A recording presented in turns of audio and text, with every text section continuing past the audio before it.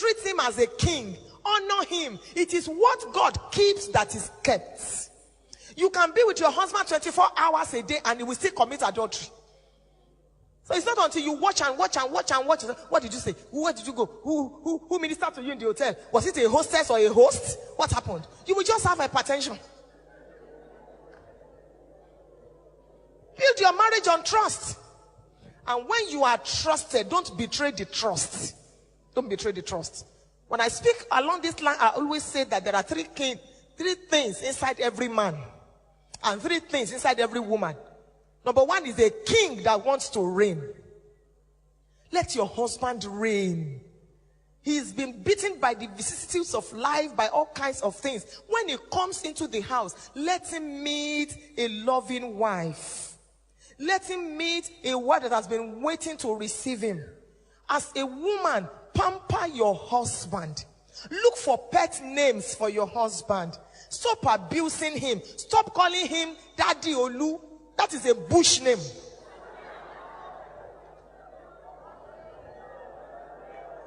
Before those children came, he's been a darling to you. After those children will leave, he will still remain a darling. Look for a beautiful name for your husband. Didi, sweetie, honey, After today, start it. If your husband says, we've been married for 10 years, what is all this? Tell him we are just starting now. We're just starting.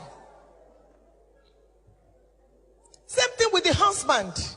Pamper your wife. Inside every woman there is a queen. Address your wife that way. Stop shouting at her. At such a time like this, apart from the kingdom of God, you being a blessing to the kingdom of God, you must be a blessing in your home. If as a man, when you arrive, everybody is running helter-skelter, then you are the lion of the tribe of your family. He's coming. Put on the TV. That is coming. Put it off. Something is wrong. You are a boss. You are a tiger. You are not a leader. People should be happy when daddy comes. If daddy is traveling and daddy says, I'm going to spend 1 week, I'll be away for 1 week. People say, oh no, daddy, please, 3 days. But if you say you are spending 1 week and they say, can't they extend it to 2.5 weeks?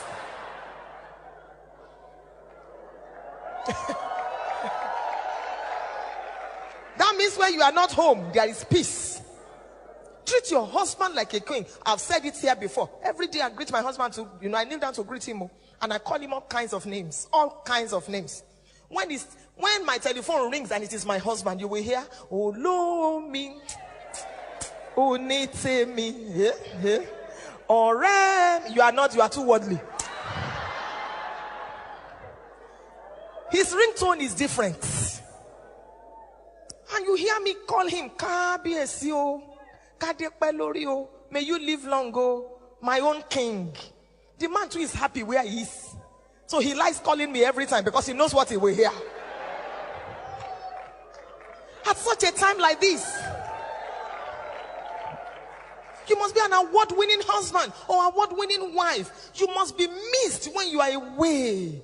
It's important for you to celebrate one another and to build your homes. Look at your children. If you want to know the kind of marriages your children will have, just take a good look at your own. Because children don't have eject button. They see you as their perfect example. But when you look at your husband, you call him all kinds of names. Even without speaking, is enough. You shout at her, are you blind? Are you deaf? Are you this? Come on, go there. When Reverend called husbands, you two, you came out in church last Sunday. You two, You two, you came out. And your children are there and they are wondering. They are wondering. That man needed a wife that will respect him, not a Vashti. And there are many Vashtis today, they have been dethroned, and Esthers are taking their places. May that not be your portion. Inside every husband, there is a little boy that wants to play. When last did your husband pillow his head on your laps? When last? You are so busy cooking. 2 hours, you are still cooking in the kitchen. Your husband is watching the news. You are sweating, you are, everything. Sometimes you will even tie wrapper around your breast to make it flappy. And when guests are coming, you go and change. But when your husband is at home, who cares? Take a little fish, put it in your mouth while you are cooking. Come out. Put it on yours. A lot of African marriages, romance has grown wings and flown out of our marriages. Church, sex, business, office. Church, sex, business. That's all. When last did you hold your wife's hand? You will see brother, he's a deacon in church with his big Dex Bible under his armpit. He's going to church. The wife is coming along. Your wife returns from the salon. You can't even look at her and say, how lovely. See my dove. You are lost in the book of Habakkuk. From there you move to the book of Zephaniah.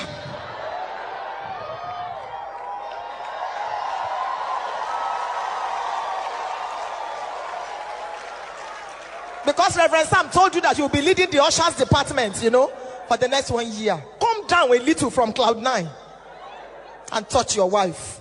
Psychologists have told us that a woman needs 13 meaningful touches per day.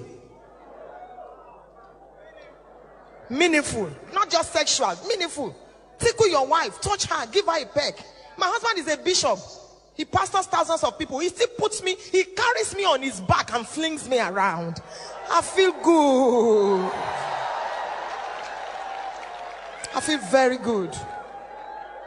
One day I noticed that it's been a long time since he carried me like that. So I said, hello, darling.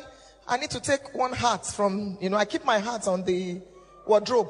So I said he should lift me up. He lifted me. I needed the green hat. I found it. I said, push me up again. Push me up. He said, have you not found it? I said, push me a little inside.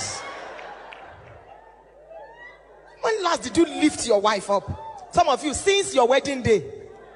That was the last time you cried. He said, she's so fat now. If you can't lift her up, put her a little. Let her legs be, be dragging. At least let her feel it. And some of you women, I hope singles won't hear this. When last did you allow your husband to suck your breasts? He said, Pastor Funke, you are not holy at all. I am very holy. Satisfy your husband sexually. If not, 100 women are waiting outside to satisfy him. You are looking at me strangely. Don't you suck your wife's breasts? Why are you pretending? Because Reverend Sam is here.